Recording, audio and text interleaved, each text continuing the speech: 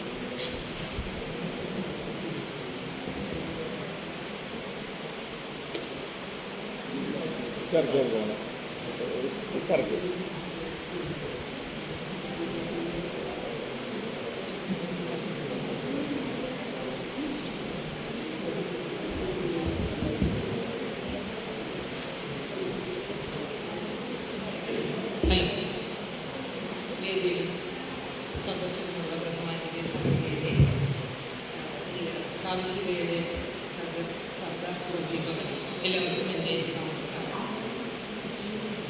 ഇവിടെ പറഞ്ഞതുപോലെ സാഹിത്യ ക്യാമ്പുകളിൽ മുൻപ് പങ്കെടുത്തിട്ടേയില്ല. പക്ഷെ കുറച്ച് നാളുകളായിട്ട് ഇപ്പോൾ രാവണേട്ടൻ കാവശ്യതയുടെ ഇങ്ങനെ സാഹിത്യ ക്യാമ്പുകളിലേക്ക് ക്ഷണിക്കാറുണ്ട്. ഞാൻ വന്ന് എൻ്റെ അനുഭവങ്ങൾ പങ്കുവയ്ക്കാറുണ്ട്.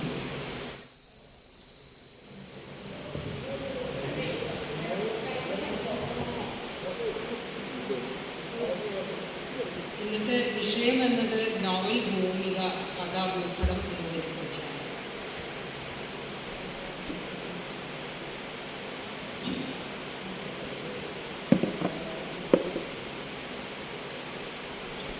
ആധുനിക യുഗത്തിലെ ജനങ്ങളെ അല്ലെങ്കിൽ വാസ്തവത്തിൽ മാനവരാശിയെ അഭിസംബോധന ചെയ്യാനായിട്ട് നോവലുകൾക്ക് കഴിയുന്നത് അതിൻ്റെ ത്രിമാന രൂപം കൊണ്ടാണ്, അല്ലെങ്കിൽ അതിൻ്റെ വ്യാഖ്യാനം കൊണ്ടാണ് എന്ന് നമുക്ക് പറയുന്നത്. അദ്ദേഹം തുടർന്ന് പറയുന്നുണ്ട്, ഈ തത്വശാസ്ത്രത്തിൻ്റെ വിഷമതകളില്ലാതെ അല്ലെങ്കിൽ മത സമൂഹ സംബന്ധങ്ങളൊന്നും ഇല്ലാതെ സാനുഭവങ്ങളിൽ നിന്നും സബുദ്ധി കൊണ്ടും ഈ ലോകത്തെയും ജീവിതത്തെയും അഗാധമായും പ്രിയതരമായിട്ടും അറിയുക എന്നതാണ് നോവലുകളുടെ ഒരു കർമ്മം. അതുപോലെ നമ്മുടെ ഏണസ്റ്റ് ബക്കർ അദ്ദേഹം ഇംഗ്ലീഷ് നോവലിൻ്റെ ചരിത്രത്തെ കുറിച്ചുകൊണ്ട് അല്ലെങ്കിൽ നോവലിനെ നിർവചിക്കുന്നത് കൽപ്പിത ഗദ്യ കഥാരൂപത്തിലുള്ള മനുഷ്യരാശിയുടെ അല്ലെങ്കിൽ മനുഷ്യ ജീവിതത്തിൻ്റെ വ്യാഖ്യാനങ്ങളായിട്ടാണ്.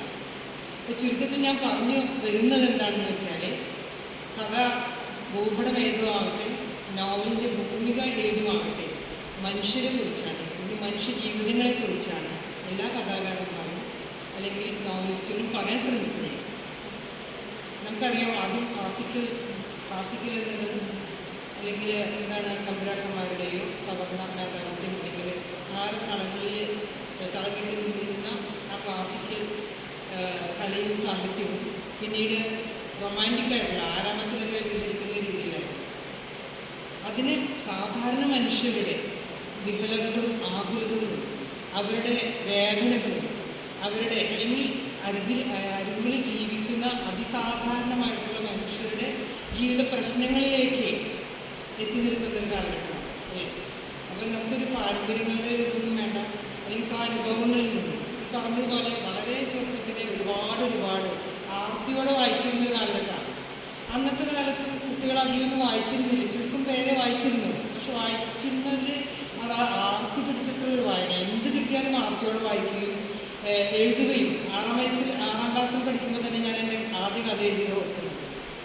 പക്ഷെ അന്ന് വായിച്ചിരുന്നത് ലൈബ്രറിയിൽ നിന്ന് മുതിർന്നവരെടുത്തിരുന്ന പുസ്തകങ്ങളാണ്. അപ്പോൾ കൊഴുവിൻ്റെ സുന്ദരമാന സുന്ദരികൾ, ഏനിപ്പടികൾ, തകഴി, അവരെയൊക്കെയാണ് ഞാൻ വായിച്ചിരുന്നത്. കാക്കനാടിനെയാണ് വായിച്ചിരുന്നത്. അപ്പോൾ ആദ്യ കഥയിൽ അതിൻ്റെ വലിയ സ്വാധീനം 6ാം ക്ലാസ്സുകാരി. അപ്പോൾ എൻ്റെ ചേച്ചി പറഞ്ഞ് ഞാൻ ഓർക്കുന്നുണ്ട്, അതിൽ എഴുതിയിട്ടില്ല, ഇതൊക്കെയാണ് എഴുതി വയ്ക്കുന്നത്, എന്താണെന്ന് മനസ്സിലാവാതെ എഴുതിയില്ല.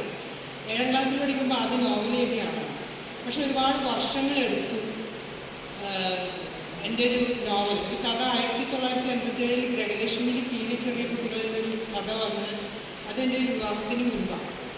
അതിനുശേഷം 85 വിവാഹം നടന്നതോടുകൂടി നമ്മളെല്ലാ കുടുംബിനികളെ പോലെ അല്ലെങ്കിൽ ജോലിയായി, അപ്പോൾ കുടുംബസ്ഥയായി, വിദ്യാഭ്യാസയായി എന്ന ആ എക്സ്ക്യൂസസ് പറഞ്ഞ് ഒരുപാട് സമയം ഉള്ളിൻ്റെ ഉള്ളിൽ ഭയങ്കര കലമാണ്. ഞാൻ വലിയ എഴുത്തുകാരിയാണ്. ഒരു ആദ്യത്തെ ഒരു കഥയൊക്കെ വന്നുകൊണ്ടെങ്കിൽ അന്നത്തെ ഒരു കാലത്ത് ചെറുപ്പകാലത്ത് ഒരുപാട് പ്രോത്സാഹിപ്പിച്ച ആളാണ്. ഞങ്ങളുടെ പള്ളികളിൽ അതുപോലെ ആദ്യമായിട്ട് അച്ചടിച്ച് വന്ന കഥ ആദ്യത്തെ മലയാള ടെലിഫിലിമായി. അപ്പോൾ അങ്ങനെ നമ്മൾ സ്വയം വിചാരിക്കുകയാണ് നമ്മൾ വലിയ എഴുത്തുകാരിയായി പോയത്. പക്ഷെ യാഥാർത്ഥ്യത്തിൽ അല്ലെങ്കിൽ ഇപ്പോൾ എഴുതി കഴിഞ്ഞ് നിൽക്കുമ്പോൾ ഞാൻ എന്നെ എഴുത്തുകാരിയായിട്ട് കണക്കാക്കുന്നില്ല. കാരണം നമുക്ക് ഒരുപാട് മുന്നോട്ട് പോകാനുള്ളൊരു തിരിച്ചറിവാണ് നമ്മൾ തുടക്കക്കാരി എന്ന രീതി. അപ്പോൾ സത്യത്തിൽ എന്നെ മാറ്റിയെടുത്തത് മുമ്പേ എന്ന എൻ്റെ ആദ്യ നോവൽ, അല്ലെങ്കിൽ മുമ്പേ എന്ന ആദ്യ നോവൽ എഴുതാനുണ്ടായ സാഹചര്യം. മുംബൈയിലെ 5 വർഷത്തെ ജീവിതമാണ്. ഞാൻ പലപ്പോഴും ഇത് മുൻപ് പറഞ്ഞിട്ടുണ്ട്. എൻ്റെ കാഴ്ചപ്പാടിനെ മാറ്റി എഴുതിയത് മുംബൈയുടെ ജീവിതമാണ്. മുംബൈയിൽ 5 വർഷം ജീവിതം, അത് 2 പൊടിക്കുഞ്ഞുങ്ങളെയും കൊണ്ട് മുംബൈ പോലുള്ള ഈ തൃശ്ശൂരിൻ്റെ പട്ടത്തിൽ മാത്രം, അതായത് ഒരുപാട് 6 ആംഗന്മാർ അല്ലെങ്കിൽ 11 മക്കളുള്ള വലിയൊരു കുടുംബത്തിൽ എല്ലാവരും ഇങ്ങനെ ഇളയ പെണ്ണുങ്ങളായിട്ട് നടക്കുന്ന ഒരു സൗകര്യം ഉണ്ടല്ലോ, ഒരു കംഫർട്ട് സോണിൽ നിന്ന് ഹസ്ബൻഡ് ഉണ്ടെങ്കിൽ പോലും ആളെ കിട്ടാനില്ല. അതുപോലെ യാത്ര അല്ലെങ്കിൽ ജോലിയുടെ തിരക്ക്, ഞാനതിൽ ജോലിയുടെ തിരക്ക്, കൊച്ചു കുട്ടികളുമായിട്ട് പോയ ആ മുമ്പേ ലോകമാണ് നമ്മുടെ കാഴ്ചപ്പാടിനെ മാറ്റിമറിച്ചത്. അപ്പോൾ ആ ട്രെയിനിൻ്റെ പിന്നാലെയുള്ള യോഗം, പക്ഷെ അവിടെ വെച്ചിട്ടും എൻ്റെ വായന നിലച്ചിരുന്നില്ല. അവിടുത്തെ ഏറ്റവും പ്രത്യേകതയായിട്ട് തോന്നിയത് ഈ ട്രെയിനിൻ്റെ ഇടയിലും അല്ലെങ്കിൽ ഫസ്റ്റ് ക്ലാസ് കമ്പാർട്ട്മെൻറ്റായാലും സെക്കൻഡ് ക്ലാസ്സിൽ അത്ര എളുപ്പമല്ല. അപ്പോൾ അവിടെ സ്ഥിരമായിട്ട് വായിക്കുന്ന ഒരുപാട് പേരെ ഞാൻ കണ്ടെത്തിയിട്ടുണ്ട്. അപ്പോൾ അത് വലിയ ഹോളിഡേ ബെസ്റ്റിൻ്റെ അതൊക്കെ വായിച്ചുകൊണ്ടിരിക്കുന്നത്, ജീസസ് ലീവിൻ്റെ നിന്നെയൊക്കെ വായിക്കുന്നത്, ഒരു ലേഡി ഇരുന്ന് വായിക്കുന്നത് കണ്ടിട്ട് പ്രചോദനം കൊണ്ടിട്ട് ഞാൻ വേഗം ആ പുസ്തകത്തിൽ. അപ്പോൾ അങ്ങനെ വായിക്കാൻ ഇഷ്ടമുള്ളവർ എവിടെയും വായിക്കുന്ന ഏത് കാലത്തും വായിച്ചുകൊണ്ടിരിക്കുന്നു. അതൊരു എന്താ പറയുക ഭാഗമായിട്ട് എടുത്തിട്ട് ഞാൻ വായനയിൽ ബോംബെയിൽ എത്ര തിരക്കായിരുന്നാലും ആ തിരക്കിനെ നമുക്ക് ഇവിടേക്ക് കമ്പയർ ചെയ്യാൻ പറ്റില്ല. എന്നുവെച്ചാൽ ട്രെയിനിൽ ആദ്യമായിട്ട് ഇലക്ട്രിക് ട്രെയിനിൽ കയറിയിട്ട് ഇങ്ങനെ തള്ളി ഇറങ്ങി തിരിഞ്ഞു നോക്കുമ്പോൾ ആ ട്രെയിൻ കാണുന്നില്ല. 30 സെക്കൻഡിൽ ഞാൻ ആദ്യത്തെ ദിവസം കരഞ്ഞു പോയ വ്യക്തിയാണ്. പക്ഷേ ഒരു 5 വർഷം കഴിഞ്ഞിട്ട് ഈ ഓടുന്ന ഇലക്ട്രിക് ട്രെയിനിൻ്റെ പിന്നാലെ ഓടി കയറുന്ന രീതിയിലേക്ക് നമ്മളെ മാറ്റിയെടുത്തുവാലോ. അപ്പം ഞാൻ പറഞ്ഞു വന്നത് ഇങ്ങനെയുള്ള നമ്മളിവിടെ പല സൗകര്യങ്ങളിൽ ഇരിക്കുമ്പോഴും നമുക്ക് സമയമില്ല അല്ലെങ്കിൽ കുടുംബസ്ഥയാണ്. അപ്പോൾ അതെല്ലാം നമുക്ക് പ്ലാനിങ് ചെയ്ത് കഴിഞ്ഞാൽ, ഞാൻ ബാങ്കിൽ ജോലി ചെയ്തിരുന്ന വ്യക്തിയാണ്. എനിക്ക് കൂടുതലൂടെ സ്ത്രീജനങ്ങളായതുകൊണ്ട് പുരുഷന്മാരുണ്ട്.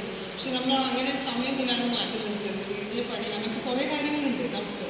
പക്ഷെ അതിനെയെല്ലാം നമ്മൾ ടൈം മാനേജ്മെൻ്റ് എന്നൊരു സംഗതി വെച്ച് ചെയ്യുകയാണെങ്കിൽ കൃത്യമായിട്ട് അതിനെ നമുക്ക് കൂട്ടാളികളെ സഹായിച്ചെന്നല്ല. അപ്പോൾ ഞാനിത് പറഞ്ഞു വന്നത് മുമ്പേ എന്ന ഭൂമികയാണ് എൻ്റെ ആദ്യത്തെ നോവൽ. ഇവിടെ ഇപ്പോൾ TDയുടെ ഏറ്റവും പ്രിയപ്പെട്ട അല്ലെങ്കിൽ നമുക്ക് ഏറ്റവും ഇഷ്ടപ്പെട്ട ഫ്രാൻസിസ് ഇട്ടിക്കോറ എന്ന ആ നോവലിൽ കുന്നംകുളത്തെ കുറിച്ചിട്ടുള്ള അതിൻ്റെ മിത്തുകളാണ്. അദ്ദേഹത്തിൻ്റെ തന്നെ ആണ്ടാൾക്കാര നായിക എത്തിയിട്ടുള്ളത് ശ്രീലങ്കൻ അല്ലേ, ആ ഭൂമികയിലേക്ക് അത് മാറി. ഇപ്പോൾ എന്താണ് പച്ച മഞ്ഞ ചുവപ്പ്, അത് റെയിൽവേയാണ് അതിൻ്റെ ഭൂമിക. അപ്പം ഞാൻ ഈ ആദ്യം മുമ്പേ എന്ന നോവൽ, ശരിക്കും സത്യം പറഞ്ഞ നോവൽ എങ്ങനെ എഴുതാം, ഞാൻ സാഹിത്യം പഠിച്ച ആളല്ല. പക്ഷെ വായന എഴുതണമെന്നുള്ള ആഗ്രഹത്തിൻ്റെ പുറത്ത് എഴുതുന്ന വ്യക്തി, അത് പബ്ലിഷ് ചെയ്യാനുള്ള ഒരു ധൈര്യമേ ഉണ്ടായിരുന്നില്ല സത്യത്തിൽ. അപ്പോൾ അത് ഒരു മത്സരത്തിൻ്റെ ഭാഗമായിട്ട് അയച്ചു കൊടുത്തു. ആദ്യമായിട്ട് അതുകൊണ്ട് ഇങ്ങനെ വന്നിട്ട് ഞാൻ പലർക്കും പറഞ്ഞിട്ടുള്ളതാണ്. എൻ്റെ ഉള്ളിൽ തൃശ്ശൂർ റൗണ്ടിൽ തൃശ്ശൂർ മെയിൻ ബ്രാഞ്ചിൽ ജോലി ചെയ്യുമ്പോഴാണ് ഈ എഴുതണം, എങ്ങനെയെങ്കിലും ജീവിച്ചു പോകുന്നതിന് മുമ്പ് ഒരു കൃതിയെങ്കിലും എൻ്റേതായിട്ട് ഉണ്ടാകണമെന്നുള്ള ഒരു എളിയ മോഹം മാത്രമേ എനിക്കുണ്ടായിരുന്നുള്ളൂ. കാരണം അത്രയുള്ളൊരു ആത്മവിശ്വാസമേ ഉള്ളൂ. കാരണം എൻ്റെ ഗൈഡ് ചെയ്യാനും വീട്ടിൽ വായനക്കാരുണ്ട്, പക്ഷേ എന്താണ് നോവലിന് എങ്ങനെയാണ് എഴുതുന്നത്. അതുകൊണ്ട് തന്നെ ഒരു ഗുണം എന്താണെന്ന് വെച്ചാൽ നമ്മൾ ആ സാമ്പ്രദായികമായിട്ടുള്ള എല്ലാത്തിനെയും തച്ചൊടിച്ചുകൊണ്ടാണ് ഒരു സാധനം എഴുതിയതെന്നാണ് മുകുന്ദൻ സാറ് മുമ്പേ എന്ന നോവൽ മാതൃഭൂമിയുടെ അവാർഡ് സ്വീകരിക്കാൻ ചെന്നൊക്കെ പറഞ്ഞത്. പക്ഷെ സത്യം തുറന്നു പറയുകയാണെങ്കിൽ അത് എഴുതാനുള്ള എൻ്റെ അറിവുകേടായിരിക്കും. പക്ഷെ അതാണ് നല്ലതെന്ന് വിചാരിക്കുന്നത്. നമ്മൾ നമ്മുടേതായിട്ടുള്ള പാതയിലൂടെ മുന്നോട്ട് പോകാം. വിളനിലങ്ങളുടെ ഒരു ഭൂമിക പറയുകയാണെങ്കിൽ ഈ നാട്ടിലെ ഒരു വലിയ എന്ന ഒരു കഥാപാത്രം ഓൾഡ് ടെസ്റ്റ്മെൻറ്റിലെ പഴയ നിയമ പുസ്തകത്തിൽ ജെറുസലേം കാഴ്ചയിലേക്ക് കാണുന്നൊരു ഭൂമികയാണ്. ഈ 2 നോവലുകളും അത് ഈ സമയമൊന്നും എടുക്കാതെ, അല്ലെങ്കിൽ എൻ്റെ ഒരു ഇഷ്ടത്തിൻ്റെ പുറത്തുനിന്ന് പറയില്ല, അല്ലെങ്കിൽ ഭാവന, അല്ലെങ്കിൽ എഴുത്തുകാരിയാണെന്നുള്ള ഉള്ളിൽ വളരെ പണ്ടുള്ളൊരു മോഹമാണ് നമ്മൾ വായിച്ച അവരോടുള്ള ഒരു ആരാധന. പക്ഷെ ഒരിക്കലും ഒരു എഴുത്തുകാരുമായി കാണാനോ ഒരു ക്യാമ്പിൽ പങ്കെടുക്കാനോ അതിനൊന്നും മുതിർന്നിട്ടില്ല. ഉള്ളിൻ്റെ ഉള്ളിൽ ഈ ഏകാന്തമാണ് അതിനോടുള്ളൊരു പാഷനാണ്. ആ പാഷൻ ഒരുപാടുള്ള വ്യക്തിയാണ് എന്ന നിലയിൽ ഈ 2 നോവലുകളിൽ ശരിക്കും ബ്രേക്ക് ചെയ്തുകൊണ്ടാണ് ഞാൻ എൻ്റെ ഉള്ളിലെ തന്നെ എഴുത്തുകാരിക്ക് പൂർണ്ണമായ സ്വാതന്ത്ര്യം കൊടുത്തുകൊണ്ട് എഴുതിയ നോവലാണ് വിലാപ്പുറങ്ങൾ എന്ന നോവൽ. അത് തൃശ്ശൂർ ദേശത്തിനെ തന്നെ ഞാനതിൽ കഥാപാത്രമാക്കി. അപ്പോൾ അതിൻ്റെ ഭൂമിക എന്നത് തൃശ്ശൂർ ദേശം വിട്ടുപോയിട്ടില്ല. തൃശ്ശൂർ പൂരപ്പോൾ കടന്നു. അപ്പോൾ എനിക്ക് തോന്നുന്നത് നമ്മളൊരു ഭൂമിക അല്ലെങ്കിൽ ഒരു കഥാപാത്രം അതിൽ പനങ്കേരും അറിയാം. നിങ്ങൾ എത്ര പേര് വായിച്ചിട്ടുണ്ടെന്ന് എനിക്കറിയില്ല വിലാപ്പുറങ്ങൾ എന്ന നോവല്. ചിലപ്പോൾ എനിക്ക് തോന്നുന്നത് സോഷ്യൽ മീഡിയയുടെയോ അങ്ങനെ അതിനൊന്നും അത്രയ്ക്ക് സജീവമല്ലാത്തതുകൊണ്ട്, അല്ലെങ്കിൽ എന്താ പറയുക, എനിക്ക് തോന്നുന്നത് ടിയുടെയും എൻ്റെയും പുസ്തകമായിരുന്നു തോന്നുന്നത് അതിൻ്റെ ഒരു മത്സരത്തിലുണ്ടായിരുന്നു. അവൻ അവസാന ഘട്ടത്തിൽ ചിലപ്പോൾ അതുകൊണ്ടൊക്കെ ആവാം അത് അംഗീകരിക്കപ്പെടുമ്പോൾ ഉണ്ടാകുന്ന റീച്ച് വലുതാണ്. പക്ഷേ എനിക്ക് എൻ്റെ ഒരു വിശ്വാസം എന്നത് അംഗീകാരങ്ങളല്ല, വായനക്കാരുടെ ഒരു റെസ്പോൺസ് ഉണ്ട്. അത് തന്നെയാണ് ഒരു എഴുത്തുകാരിയെ അല്ലെങ്കിൽ എഴുത്തുകാരൻ മുന്നോട്ട് നടത്തുന്നത്. അപ്പോൾ ഞാൻ പറഞ്ഞു വന്നത്, നമ്മൾ ഒരു ഭൂമിക അല്ലെങ്കിൽ ഏത് ഭൂമികയിലും നമുക്ക് എഴുതാം. ഇപ്പോൾ സിൻ പോലെയുള്ള ഹരിത സാമഗ്രിയുടെ നോവൽ നമുക്കറിയാം, ഇവിടെയല്ല. ഇപ്പോൾ ഷിയ ടോമി ആയാലും ആദ്യത്തെ നോവൽ വലിയ ഇവിടെ എഴുതിയെങ്കിൽ പിന്നത്തെ നോവൽ നമ്മളോട് പേര് ചോദിക്കരുത് എന്നുള്ളത് അത് ഈ നാട്ടിലെല്ലാം നമുക്കറിയാം. ജെറുസലേം, ലോണ്ടൻ അതൊക്കെയാണ്. അതുപോലെ കേരളീയനായാലും കൽക്കട്ടയിലാണ്. അപ്പോൾ എവിടെയെന്നുള്ളതല്ല ഭൂമികയുണ്ട്. പക്ഷെ ആ ഭൂമിക എന്ന് പറയുമ്പോൾ ഇപ്പോൾ തൃശ്ശൂർ ദേശത്തെക്കുറിച്ച് ഞാൻ എഴുതിയപ്പോൾ അതിലെ കഥാപാത്രങ്ങൾ തന്നെയാണ് പ്രധാനം. അവരുടെ വൈകാരിക പ്രപഞ്ചം തന്നെയാണ് ഒരു നോവലിസ്റ്റ് എപ്പോഴും, അല്ലെങ്കിൽ നിങ്ങൾ അനുഭവിപ്പിക്കുക എന്നൊരു കർമ്മം തന്നെയാണെങ്കിൽ പോലും അതിൻ്റെ ഒരു സംസ്കാരമുണ്ട്. ഇപ്പോൾ തൃശ്ശൂർ പൂരത്തെ ഒഴിവാക്കിയെങ്ങനെയാണ് തൃശ്ശൂർ ദേശത്തെ എഴുതുന്നത്?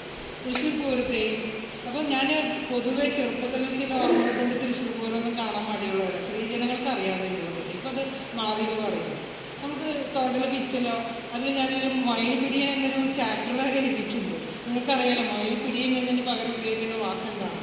അപ്പോൾ അതുകൊണ്ട് പക്ഷേ ഇതിനു വേണ്ടി ഞാൻ എൻ്റെ ഉള്ളിൽ ഒരുപാട് കാലമായിട്ടുള്ളതാണ് ഈ പനങ്കേരി മറിയ അല്ലെങ്കിൽ വിമോചന സമരം. പക്ഷേ ദേശം, തൃശ്ശൂർ ദേശം എഴുതി വന്നപ്പോഴാണ് ദേശത്തെ പോലും കഥാപാത്രമാക്കാൻ കഴിയും.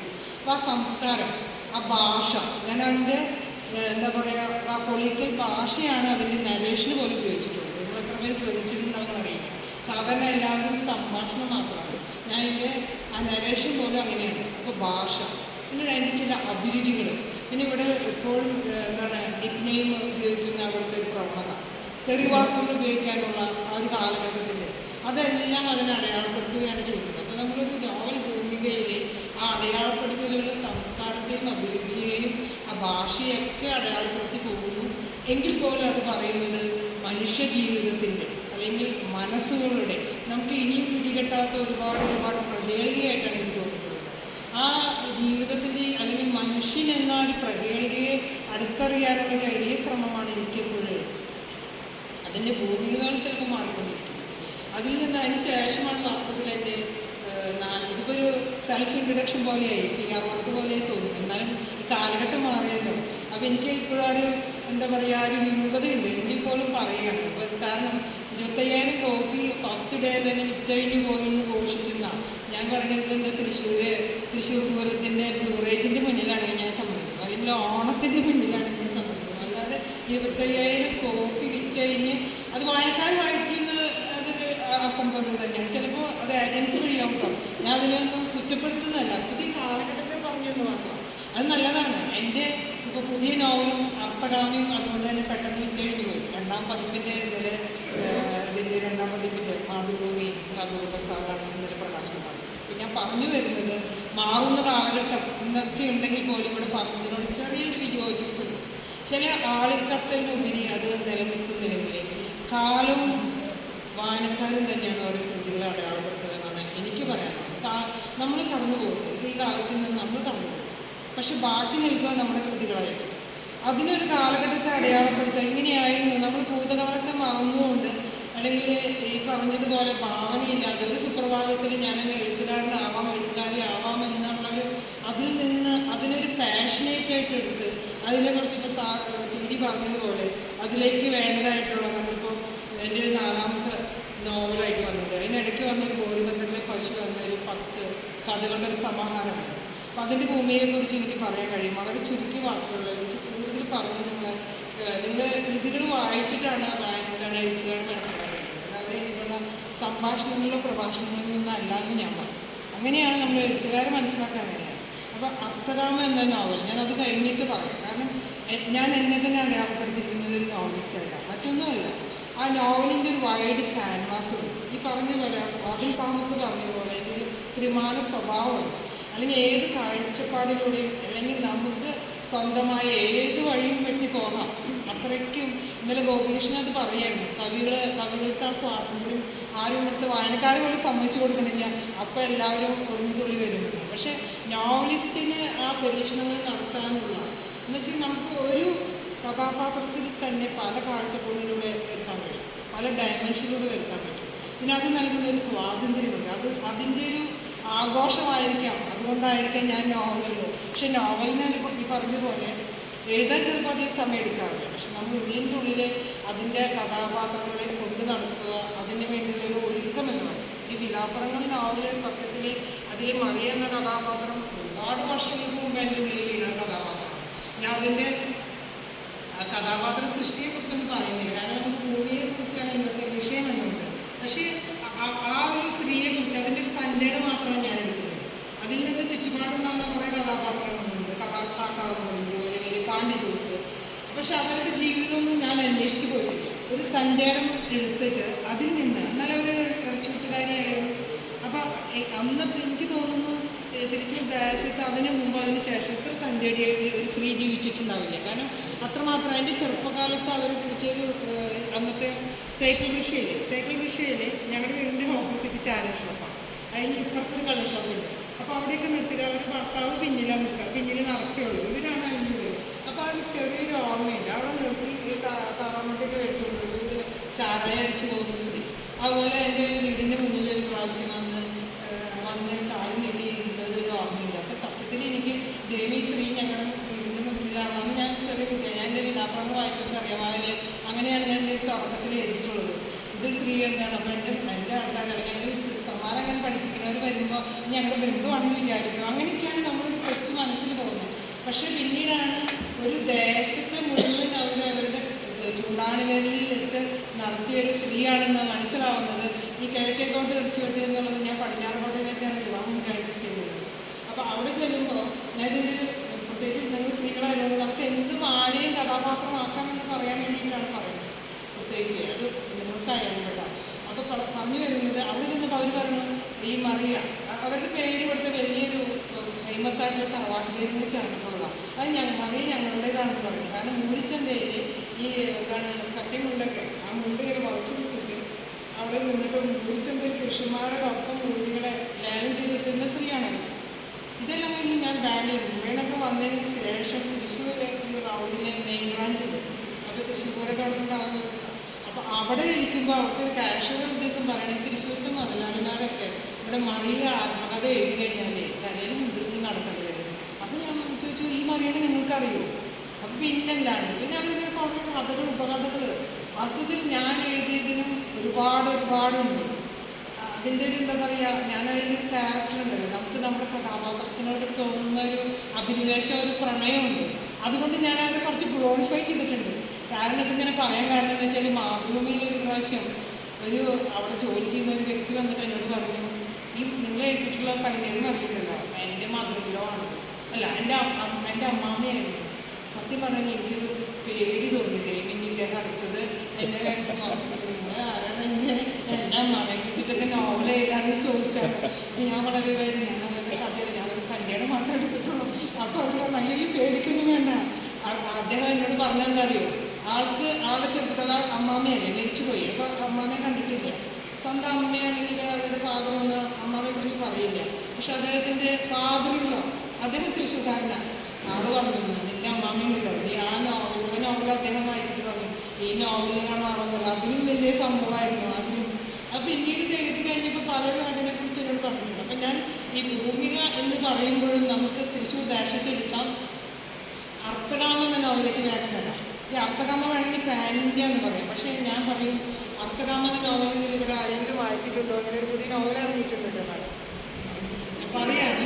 അപ്പം ഞാൻ അതിൻ്റെ പുസ്തകപ്രകാശനം അതിഗംഭീരമായിട്ട് നമ്മുടെ അക്കാദമിയിലൊക്കെ നടന്നു. ടി രാമകൃഷ്ണൻ സാറാണ് അതിൻ്റെ പുസ്തകപ്രകാശനം നടന്നത്. ഷീല ടോമിയാണ് ഏറ്റുവാങ്ങിയത്. ഇന്നലെ അബൂബക്കർ സാറ് അതിൻ്റെ 2ാം പതിപ്പിൻ്റെ പുസ്തകപ്രകാശനം നടത്തിയിരിക്കുന്നത്. ബിരുവാണ് ഏറ്റുവാങ്ങിയത്. ഗോപികൃഷ്ണനും ഒരുപാട് പേര് വായിച്ചവർ നല്ലൊരു ചർച്ചയാണ്. പക്ഷെ അർക്കദാമയുടെ ഒരു ഭൂമിക എന്ന് പറയുന്നത് ഞാൻ പറയും ബാങ്കിങ് ചെയ്യുക. ഇവിടെ ബാങ്കിങ്ങിനെ കുറിച്ച് എത്ര പേര് അല്ലെങ്കിൽ ധനകാര്യ സ്ഥാപനങ്ങളെ കുറിച്ച് എത്ര പേര് ഈ നോവൽ എഴുതുന്നത് എനിക്കറിയില്ല. പക്ഷേ ഇത് എന്താ ശരിക്കും സുപ്രഭാതത്തിലാണ് ബാങ്കിങ്ങിനെ കുറിച്ച് നോവൽ എഴുതാൻ അതുകൊണ്ടല്ല ഞാൻ എഴുതിയത്. എൻ്റെ 35 വർഷത്തെ അനുഭവ പശ്ചാത്തലമാണ്. 35 വർഷം ഉണ്ടായിരുന്നു.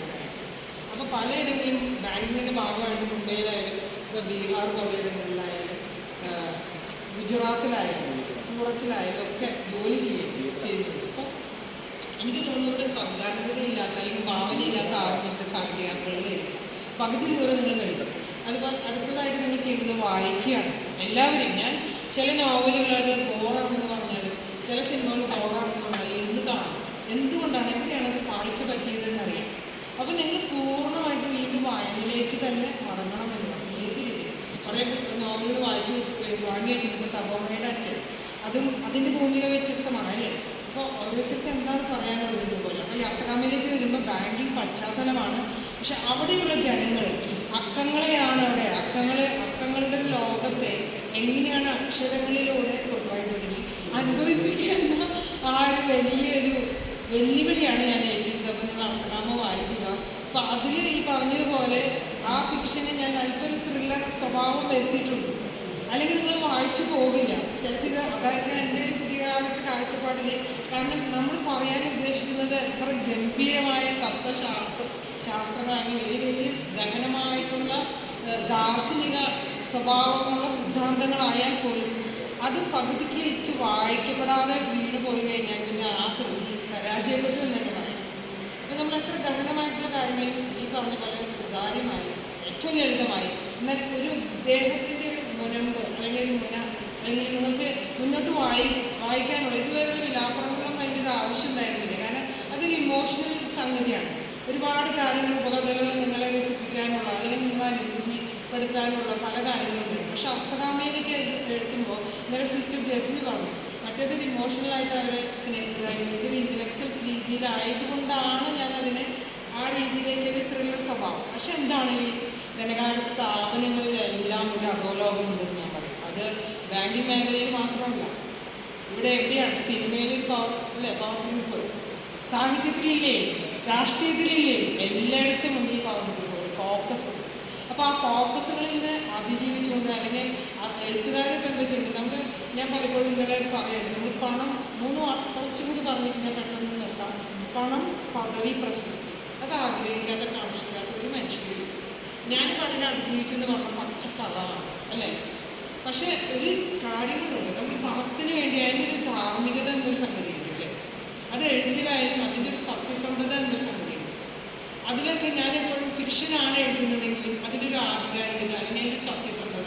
പ്രത്യേകിച്ചിപ്പോൾ അർക്കദാമ എന്ന നോവലിലെ സൂററ്റിലെ 1992 ഞാനത് കഴിഞ്ഞ ദിവസം വേണ്ടിയിട്ട് പറഞ്ഞത്. കാരണം സൂററ്റ് കലാപം അതായത് 1992 നമ്മുടെ ബാബർ മസ്ജിദ് പൊളിച്ചതിൻ്റെ പിറ്റേ ദിവസം സൂററ്റിലെ ആ ഗ്രാമത്തിൽ എന്ത് സംഭവിച്ചു എന്നത് എഴുതുമ്പോൾ അതിലെൻ്റെ പണം അതിനോടൊരു സത്യസന്ധത ഞങ്ങളുണ്ട്. അത് എന്താണ് കണ്ട നേർക്കാഴ്ച, അതാണ് ഞാനത് എൻ്റെ നോവലിലെത്തി. അപ്പോൾ അത് ഒരിക്കലും എനിക്ക് ഒരു പേടിയില്ലാത്തൊരു വിവാദമാകുന്നു ആരും എൻ്റെ അടുത്തേക്ക് വരുന്നത്. കാരണം എന്താണെന്ന് വെച്ചാൽ അതിലൊരു 150%, 100-ലല്ല 150% അതിൽ കൂടുതലാണ് വാസ്തവത്തിൽ സംഭവിച്ചത്. അതുപോലെ ബുദ്ധമാർഗ് ബ്രാഞ്ചിൽ നടന്ന സംഭവമായാലും ഒരു സെൻട്രൽ ബാങ്ക് ഉദ്യോഗസ്ഥൻ അദ്ദേഹത്തിൻ്റെ പേര് മുസ്ലിം ആണെന്നതുകൊണ്ട് മാത്രം സരസ്വതിക്കിടയിൽ. പക്ഷെ ഞാൻ പറയുന്നത് ഒരു മതം ഏതായാലും മതഭ്രാന്ത് പാടില്ലാത്തതെന്ന് വെച്ചാൽ ഏറ്റവും പേടിക്കേണ്ട ഒരു ഫാസിസം എന്നത് അതാണ്. അത് തിരിച്ച് അടി നടക്കും. ഈ പറഞ്ഞ പോലെ സൂറത്തിലുണ്ടായ മറ്റൊരു സംഭവത്തെക്കുറിച്ച് ഞാൻ എഴുതിയിട്ടുണ്ട്. ഒരു ട്രെയിൻ നിർത്തി സ്ത്രീകളൊക്കെ ബലാത്സംഗം ചെയ്ത ആ CAയുടെ നിരപരാധിയായിട്ടുള്ള പെങ്ങളെയാണ് പിന്നെ മുസ്ലിം സഹോദരന്മാർ പോയിട്ട് അവരെ റേപ്പ് ചെയ്ത് കൊന്ന് തൂക്കിയിട്ടിരുന്നത്. ഏത് ഭ്രാന്തും മതഭ്രാന്ത്, അത് മുസ്ലിം ആവട്ടെ ക്രിസ്ത്യാനികളാവട്ടെ, ക്രിസ്ത്യൻ സമൂഹത്തിൽ ആ ഭ്രാന്തുകൾ കൂടിക്കൊണ്ടേയിരിക്കുകയാണ്. അപ്പോൾ എൻ്റെ പുസ്തകത്തിൽ ചിലപ്പോൾ ഞാൻ നേരിട്ട് ചിലപ്പോൾ പറഞ്ഞൊന്നും വരില്ല. ഞാനൊരു സത്യക്രിസ്ത്യാനി എന്താ കുർബാനയ്ക്ക് പോയിട്ടില്ല, വെച്ച് തിരിഞ്ഞു പോകും. കാരണം നമ്മൾ കുടുംബം എന്നൊരു വ്യവസ്ഥയിലല്ലേ നിൽക്കുന്നത്. അപ്പം ഞാൻ അതിനെയൊക്കെ അവിടെ കലഹിക്കലൊക്കെ പണ്ട് നടത്തി. പിന്നെ ഇപ്പോൾ കുറച്ച് ബുദ്ധിപൂർവ്വമാണ് ചെയ്യുന്നത്. കാരണം എനിക്ക് പറയാനുള്ള എൻ്റെ സോഴ്സ് എൻ്റെ എഴുത്താണ്. ആ എഴുത്തിൽ പൂർണ്ണ സ്വാതന്ത്ര്യത്തോടെ നിന്ന് കാണും. ഞാൻ അവിടെ ആരും കഴിക്കാറ്. അത് എൻ്റെ ഒരു എന്താ പറയുക സത്യസന്ധത എന്ന് ഞാൻ പറയുന്നത്, അല്ലാണ്ട് തൻ്റെ ഇടമല്ല. അപ്പം ഈ വളരെ ചുരുക്കം കഥയിൽ രണ്ടു കാര്യങ്ങൾ കൂടി പറഞ്ഞു. പോർബന്തറിലെ പശു. അപ്പം ഈ അത്തകാമിൽ ഇത് പറഞ്ഞു വന്നത് ബുദ്ധമാർഗം എന്നതായാലും സൂററ്റായാലും ആ ഭൂമികയിൽ നിന്ന് പറയുമ്പോൾ അവിടുത്തെ ഒരു പ്രധാനപ്പെട്ട സംഗതിയെ ചരിത്രം, അതുകൊണ്ട് ഞാൻ പറയാൻ പറ്റില്ല, സംസ്കാരം, അഭിരുചി, ഭാഷ, ആ ചരിത്രത്തെ കൂടിയാണ് അടയാളപ്പെടുത്തുന്നത്. അഭിരുചികളെ കൂടി, അവിടുത്തെ ഫുഡ്, അങ്ങനത്തെ എല്ലാം അടയാളപ്പെടുത്തി പോകും നോവലിലൂടെ. ഇനി കഥാഭൂപടം പെട്ടെന്ന് പറഞ്ഞു നിർത്താം. പോർബന്തറിലെ പശു എന്ന 10 കഥകളടങ്ങിയ ഒരു സമാഹാരമുണ്ട്. ഈ ബോഡിബന്തറിലെ പശു അത് മുംബൈയിലെ ബോഡിബന്തറാണ്. അതിൽ ചെക്കിനാക്കയിലും അല്ലെങ്കിൽ ഉള്ളിൽ ചെക്കിനാക്കയിലൊക്കെയുള്ള ഒരു ചെറിയൊരു കാര്യം. അവിടെ ഈ പശുവിനെയൊക്കെ പുല്ല് തിരിക്കുന്നത്, പുല്ല് അത് പൈസ കൊടുത്ത് ചെയ്യാം, അതിന് പൈസ ഒരു കടയാണ്. അപ്പോൾ അതിൻ്റെ ഭൂമിയിലാണ്. പിന്നെ ഞാൻ ആനന്ദകുട്ടൻ്റെ ഒരു ഗുണ്ടാന്നൊരു കഥയാണ്, തൃശ്ശൂരത്തെ ലാലൂരിൻ്റെ പ്രശ്നം. അന്ന് നമ്മുടെ ബിന്ദുമേടാണ് മേയറായിരുന്നു. മേട ആ കഥ വായിച്ചിട്ട് വളരെ സന്തോഷത്തോടെ വിളിച്ചത്. കാരണം അതിന് മുൻപ് ഈ മാലിന്യങ്ങൾ തട്ടാനായിട്ട് അവിടെ പോകുമ്പോൾ ഞാൻ സത്യത്തിൽ അവിടെ പോയത് സാറ ജോസഫും സുകുമാരനും ആ നിരാഹാര സമരം കിടക്കുന്നതിൻ്റെ ഭാഗമായിട്ട് വെള്ളിയാണ് കേട്ടോ. വെള്ളിയാണ് ഉണ്ടായിരുന്നു, സാഹിത്യകാരന്മാരൊക്കെ വെള്ളിയാണ്. അപ്പം ഞാൻ നോക്കിയപ്പോൾ ഇപ്പം ഞാൻ ചായ മാത്രം കുടിച്ച് കുറേ നാളായിട്ട് കൊണ്ടുവരിക. എനിക്ക് സുഖമായിട്ട് ഇരിക്കുകയാണ്. എന്നോട് ഇരിക്കാൻ പറഞ്ഞു. ഞാൻ ഇരുന്നില്ല. കാരണം ഇരിക്കുകയാണെങ്കിൽ പൂർണ്ണമായിട്ട് അവിടെ വാസം എന്ന് പറഞ്ഞൊരു ചേട്ടൻ ഒരു ദിവസം 2 ദിവസമായിട്ട് കിടക്കുന്നുണ്ട്. അപ്പോൾ അതിനോട് സത്യസന്ധത അല്ലാത്തതുകൊണ്ട് ഞാൻ പറഞ്ഞു ഞാൻ ഇരിക്കുന്നില്ല. നിരാകാരം എന്ന് പറഞ്ഞിട്ട് പേരെടുക്കാനല്ലല്ലോ. പക്ഷേ ഞാൻ അതിൻ്റെ പിന്നാമ്പുറ കഥ എന്താണെന്ന് പഠിക്കാൻ പറ്റും. അപ്പോഴാണ് ഈ മാലിന്യ സംസ്കരണത്തിൻ്റെ കഥ. നിങ്ങൾ പോർബന്തറിലെ പശു വായിക്കുമെന്ന് ഞാൻ പറയുന്നത്. അതിപ്പോൾ പറഞ്ഞ ഒരുപാട് സമയം പോകും. അപ്പോൾ ഞാൻ പറയുകയാണ് എന്തിൻ്റെയും പുറകിൽ, കാരണം ഒരു 25 ഏക്കറോളം നമ്മുടെ ഗവൺമെൻറ്, അപ്പോൾ അത് ഗവൺമെൻറ് തലത്തിൽ എങ്ങനെയാണ് ആദ്യം ഇത് മാലിന്യമൊക്കെ അടങ്ങിയിരുന്ന സാധനമായിട്ട് പിന്നീടാണ് അവിടെ ജനങ്ങൾ വന്ന് പോകുന്നത്. പിന്നീടാണ് അവർ ഒഴിപ്പിക്കുന്ന കാര്യങ്ങൾ പറയുമ്പോൾ അതിലെന്ത് നീതിയാണുള്ളത്. അപ്പം ഇതിലൊരു ആനന്ദകുട്ടൻ എന്നൊരു ഗുണ്ട അത് അത്രയും പൊട്ടിയൊലിച്ചൊരു അവസ്ഥയിൽ ജീവിക്കുന്ന ഒരു കഥ തന്നെയാണ് ഞാൻ മനുഷ്യൻ്റെ അവസ്ഥ. കാരണം അവരുടെ അമ്മ വെള്ളപ്പങ്ങാടിലെ ആ നറുമണം, വെള്ളപ്പത്തിൻ്റെ ആ നറുമണത്തിൽ നിന്ന് ഈ പറിച്ച് നട്ടത് ആ ഒരു വിഹലതയും വേദനയൊക്കെ ആണെങ്കിൽ പോലും അതിലൊരു രാഷ്ട്രീയം ഉണ്ടല്ലോ. വെറുതെ ഒരു നമ്മൾ ഗവൺമെൻറ്റിനെതിരെ അല്ലെങ്കിൽ പടവാളെടുക്കുമ്പോൾ അതിന് പിന്നിൽ എന്താണ് എന്നുള്ളത് കൂടി ഒന്ന് ചിന്തിക്കണം. അപ്പോൾ ഇവിടെ പറഞ്ഞ പോലെ ഈ യുദ്ധം ഒന്നിനൊരു പരിഹാരമല്ല, ഹിംസ ഒന്നിനൊരു പരിഹാരമല്ല. യുദ്ധത്തെ നമ്മൾ ഒരിക്കലും ആഘോഷിക്കുകയല്ല വേണ്ടത്. കാരണം അവിടെ എല്ലാം പിഞ്ചു കുഞ്ഞുങ്ങളാണ് അല്ലെങ്കിൽ നിരപരാധികളാണ് എവിടെയും സൂക്ഷിക്കപ്പെടുന്നത്. അതും ഒരു സത്യമാണ്. പിന്നെ ഞാൻ വാക്കിംഗ് സ്ട്രീറ്റ് അറ്റ് പട്ടായ എന്നൊരു കഥയുണ്ട്. അതിൻ്റെ ഭൂമിയെക്കുറിച്ച് കൂടി പറഞ്ഞുകൊണ്ട് നിങ്ങൾ തായ്ലൻഡിൽ 2 പ്രാവശ്യം പോയിട്ടുണ്ട്. തായ്ലൻഡിൽ പുരുഷന്മാർ പോയിട്ടുണ്ടാവില്ല അല്ലേ? അവിടുത്തെ തായ്ലൻഡിലെ പട്ടായ എന്നൊരു സ്ഥലമുണ്ട്. അത് സെക്സ് സിറ്റിയാണ്. അപ്പം പ്രിയപ്പെട്ട സ്ത്രീജനങ്ങളോട് പറയാനുള്ളത്, എൻ്റെ മോളിലൊക്കെ ഹസ്ബൻഡ് തന്നെ നൈസായിട്ട് പോകണം പട്ടായ. അപ്പം ഞാൻ പറഞ്ഞു പട്ടായ ഞാൻ 2 പ്രാവശ്യം പോയിട്ടുള്ളതാ. അവിടെ നീ വേണമെങ്കിൽ കൂടെ പൊക്കോ. അവിടെ എന്ന് വെച്ചാൽ ഒരു സെക്സ് സിറ്റിയാണ്. ആ സെക്സ് സിറ്റിയിൽ നമുക്ക് പട്ടായ എന്ന ആ ഒരു വാക്കിംഗ് സ്ട്രീറ്റിൽ വാഹനങ്ങളൊന്നും നടക്കാനായിട്ട് പറ്റില്ല. അപ്പം ഞാൻ പറയുന്നത് ആ ഭൂമിയെ ഞാൻ അടയാളപ്പെടുത്തുമ്പോൾ അതിപ്പോൾ നിങ്ങൾക്ക് പരിചിതമല്ലാത്തൊരിടത്തെ പരിചയപ്പെടുത്തുന്നു. അപ്പോൾ അവിടെ എന്താണ് കണ്ടതെന്ന് ആ കഥയിൽ എങ്ങനെയാണ് നമുക്ക് നടക്കുമ്പോൾ ഈ ലോകത്തെ എല്ലാ ആളുകളും അവിടെ നമ്മൾ എത്ര ചെറുപ്പക്കാരായിക്കോട്ടെ, ഇവിടുത്തെ നാട്ടിൽ നമുക്ക് പാതിരയ്ക്ക് അവിടെ നടക്കാം വെയിലുണ്ട്. ഒരാൾ നമ്മൾ തിരിഞ്ഞു നോക്കാൻ പോകില്ല. കാരണം അവിടെ ഇങ്ങനെ എന്താ നല്ല ചുവന്ന മുളക് പോലെയുള്ള 18 വയസ്സിന് താഴെയുള്ള കൊച്ചു പെൺകുട്ടികളിങ്ങനെ ട്രൗസർ ഇതൊക്കെ കേൾക്കുമ്പോൾ എല്ലാവരും ഈ പട്ടായത്തിൽ നിന്നാണ് നോക്കിയോന്ന് അറിയില്ല. ഇങ്ങനത്തെ അവരിങ്ങനെ ഇത്ര ഭാഗത്ത് എന്ന് പറഞ്ഞിട്ട് നിൽക്കുകയാണ്. അപ്പോൾ കണ്ണാടി കൂടുകളുടെ ഉള്ളിൽ ഒരു സെക്സ് സിറ്റി എന്ന് പറയുന്നു. പക്ഷെ അതിൻ്റെ പിന്നാമ്പർ കഥകൾ എന്താണെന്നാണ് നമ്മൾ ആ ചരിത്രത്തെയാണ് എങ്ങനെയാണ് ഒരു മിലിറ്ററി, അമേരിക്കൻ മിലിറ്ററി വിയറ്റ്നാം യുദ്ധത്തിൻ്റെ ഭാഗമായിട്ട് ഈ തായ്ലൻഡ് മീൻ പിടിക്കുകയും അവിടേക്ക് ജീവിച്ചിരുന്ന പാവപ്പെട്ട മിക്കവരായിട്ടുള്ള അവിടുത്തെ സ്ത്രീകളായാലും പുരുഷന്മാരായാലും ഈ പട്ടാള ക്യാമ്പ് അല്ലെങ്കിൽ അമേരിക്കൻ പട്ടാളം അവിടെ താമസിച്ച് കുറേ പേരൊക്കെ വളരെ നിയമപരമായിട്ട് വിവാഹം ചെയ്തു, അല്ലാതെ ചെയ്തതുമായിട്ടുള്ള ആ തലമുറയിൽപ്പെട്ടവരാണ് ഇങ്ങനെയുള്ള ജീവിതോപാധിയായിട്ട് കാണുന്നത്. അപ്പോൾ ഒന്ന് ആലോചിച്ച് നോക്കും. അപ്പോൾ ഇതിൽ അങ്ങനെയുള്ള അതിൻ്റെ ഒരു വേറൊരു പ്രത്യേകത തോന്നുന്നതിന് തൊട്ടൊക്കെ ഒരുപാട് പ്രതിഷേധങ്ങളാണ് അല്ലേ? അതാണ് എന്നെ അത്ഭുതപ്പെടുത്തിയത്. നിർമ്മാണത്തിലിരിക്കുന്ന ബുദ്ധൻ്റെ അല്ലെങ്കിൽ എല്ലാ ആസക്തിയിൽ നിന്നും മുക്തനായിട്ടുള്ള ബുദ്ധമതമാണ്. അതിൻ്റെ ഒരുപാട് സന്യാസികൾ നടത്തുന്നതാണ്. അതിൻ്റെ ചുറ്റുമാണ് ഇങ്ങനെയുള്ള സംഗതികൾ. അപ്പോൾ ഞാൻ ഇത്രമാത്രം പറഞ്ഞുകൊണ്ട് നോവൽ ഭൂമിക എന്ന് പറയുന്നത് അല്ലെങ്കിൽ നമ്മളൊരു കഥാഭൂപടമാകട്ടെ, അത് മനുഷ്യനെ കുറിച്ചാണ്, മനുഷ്യ ജീവിതത്തെക്കുറിച്ചാണ്, മനുഷ്യ മനസ്സുകളുടെ സങ്കീർണതകളും അതിസങ്കീർണതകളിലേക്ക് പോയിക്കൊണ്ടിരിക്കുന്ന ആ പ്രകേളിയെക്കുറിച്ചാണ് പറഞ്ഞുകൊണ്ടിരിക്കുന്നത്. എങ്കിലും പല പല വ്യത്യസ്തമായ ഭൂമികയിൽ എഴുതിക്കൊണ്ടിരിക്കുമ്പോൾ, ഇപ്പം ഞാനിപ്പോൾ കാനഡയിലായിരുന്നു, വേണമെങ്കിൽ അതിനെക്കുറിച്ച് ഒരു നോവലിൽ നിന്ന് പകരം ഞാനിപ്പോൾ സിനിമയാണ് ചിന്തിക്കുന്നത്. അപ്പോൾ ആ ഭൂമികയിൽ നമ്മൾ എങ്ങനെയാണ് അത് നമ്മളെ അനുഭവിപ്പിച്ചത് അത് നമുക്ക് എഴുതാം. പക്ഷെ അത് അതിൻ്റെ സംസ്കാരത്തെയും ചരിത്രത്തെയും അതിൻ്റെ അഭിരുചികളെയും എല്ലാം ഭാഷയെയും അടയാളപ്പെടുത്തുമെന്ന് പറഞ്ഞുകൊണ്ട് എന്നെ ഇത്ര സമയം കേട്ടിരുന്ന നിങ്ങൾക്ക് നന്ദി. വൈദ്യവേളയിൽ പിന്നെ കാർഷികയുടെ എല്ലാ ഇങ്ങനെയുള്ള സാഹിത്യ വേദികളിലേക്ക് സ്നേഹം കൊണ്ടുവരുന്ന രാമനേട്ടനോട് ഒരുപാട് സ്നേഹം അറിയിച്ചുകൊണ്ട് പ്രിയപ്പെട്ടവരെ നമസ്കാരം. സ്വന്തം അനുഭവങ്ങളിലൂടെ നോവൽ ചെറുകഥ സാഹിത്യത്തിലെ തൻ്റെ പങ്കാളിത്തത്തെക്കുറിച്ച് വളരെ ലളിതമായ ഭാഷയിൽ നമ്മളോട് സംസാരിച്ച PC മാഡത്തിന് നന്ദി പറഞ്ഞുകൊണ്ട് അടുത്തതായി സംസാരിക്കാൻ PA ഇക്ബാൽ മാഷിനെ സ്നേഹപൂർവ്വം ക്ഷണിക്കുന്നു.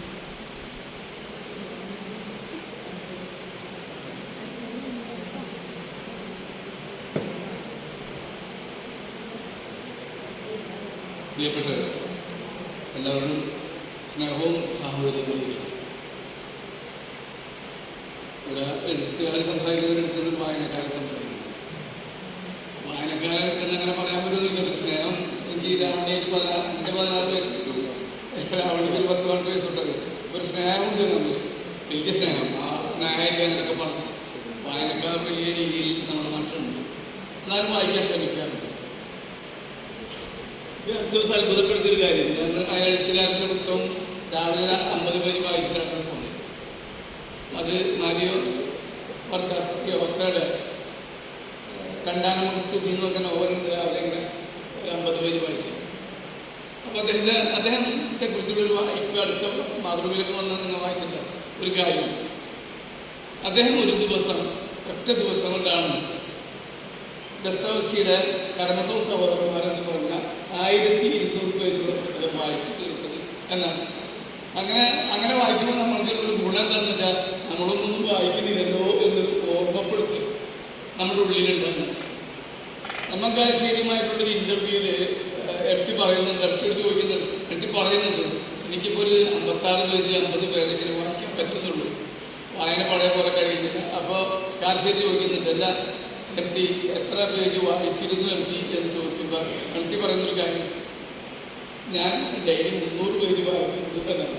ഡെയിലി 300 പേജ് വായിച്ച ഒരു മനുഷ്യനാണ് 60ഓളം സിനിമകൾക്ക് തിരക്കഥ എഴുതും, 9 സിനിമകളും സംവിധാനം ചെയ്യുകയും കേരളത്തിലെ ഏറ്റവും പ്രശസ്തമായ ഒരു വീക്കിലിയുടെ പത്രാധിപരായിരിക്കുകയൊക്കെ ചെയ്തത് എന്നാലോചിക്കുമ്പോഴാണ് നമ്മൾ ഈ വായന എന്നൊക്കെ പറഞ്ഞ് നമ്മളൊക്കെ വായിക്കും എന്ന് പറയുമ്പോൾ നമുക്ക് തന്നെ നാണക്കെടുക്കും. പക്ഷെ വായനയെ ഞാൻ കാണുന്നൊരു കാര്യം, അത് നിങ്ങൾക്ക് വായന ഒരു അനിവാര്യമാണെന്ന് തോന്നിക്കഴിഞ്ഞാൽ അത് അതിജീവനം കൂടിയാണെന്ന് വ്യക്തിപരമായ അനുഭവം.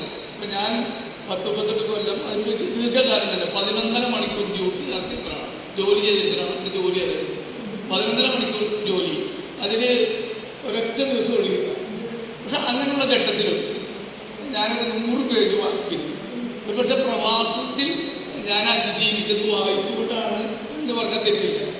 ആ കാലത്താണ് ഞാൻ ഉയർന്ന വിദ്യാഭ്യാസമൊന്നുമില്ല, പക്ഷെ എൻ്റെ വായന കൊണ്ടാണ് എന്തെങ്കിലും ആ അർത്ഥത്തിൽ നേടിയത് എന്നെനിക്ക് തോന്നിയിട്ടുണ്ട്.